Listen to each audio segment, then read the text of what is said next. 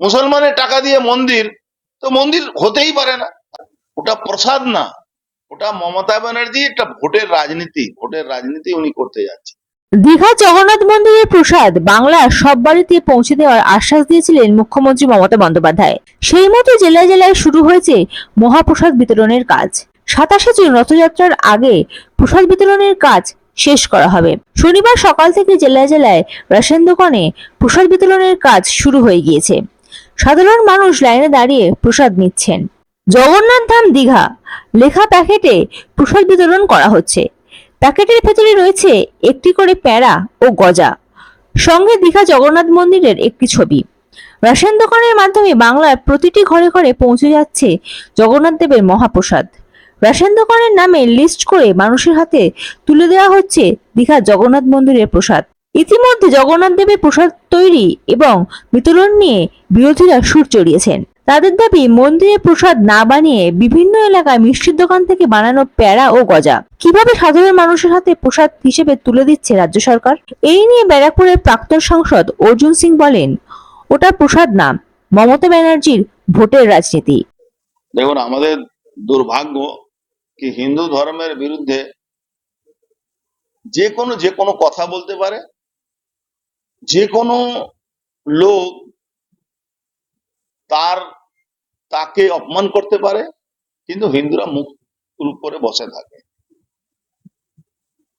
আপনারা জানেন, আমাদের পুরী জগন্নাথ মন্দির, সেটা মন্দির না, পুরী জগন্নাথ মন্দির আজ পর্যন্ত আমাদের ধর্মে হিসাবে এখনো কৃষ্ণের অবশেষ ওখানে বেঁচে আছে। তার জন্যই আমরা পুজো করতে যাই। ওখানকার প্রসাদ ওখানে তৈরি হয়। আর মমতা ব্যানার্জি হিন্দুদেরকে ভুল বুঝাবার জন্য, হিন্দুদের অপমান করার জন্য আজকে মুসলমানদেরকে দিয়ে উনি এই প্রসাদ বানাচ্ছেন, হালালা প্রসাদ উনি বানাচ্ছেন। আর দোকানে দোকানে, পাড়ায় পাড়ায়, মন্দিরে না, পাড়ায় পাড়ায় মুসলমানদেরকে ঠিকা দিয়ে দিয়েছেন। তারা বানিয়ে হিন্দু মন্দিরের নামে প্রসাদ বাড়িতে বিতরণ করবে।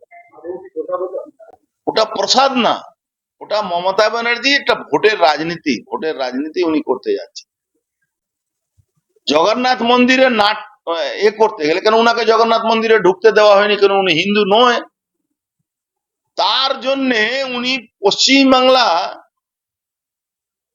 মানুষের টাকা দিয়ে উনি মন্দির বানালেন, ট্যাক্সের টাকা। ওনার এটা অধিকার নেই, মন্দিরে কোনো ট্যাক্সের টাকা দিয়ে মন্দির তৈরি হয় না। আমাদের ধর্মে এটা বলা আছে।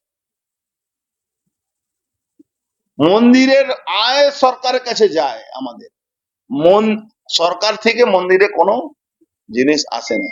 আর এই টাকা তো হিন্দু মুসলমান সবার ট্যাক্সের টাকা।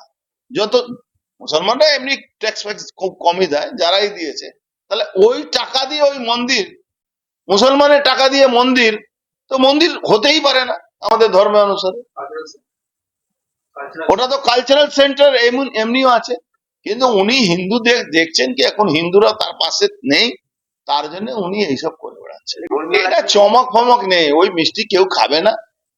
এখন তো লোক মুসলমানের দোকান থেকে খাওয়া বন্ধ করে দিয়েছে, তো উনি হালালা মুসলমানের দোকানে প্রসাদ কেউ খাবে? Bureau report, ND Bangla news. সবার আগে সব খবর, সঠিক খবর পেতে ফেসবুক পেজটি ফলো করে এবং ইউটিউব চ্যানেলটি সাবস্ক্রাইব করে রাখুন আর শেয়ার করতে ভুলবেন না।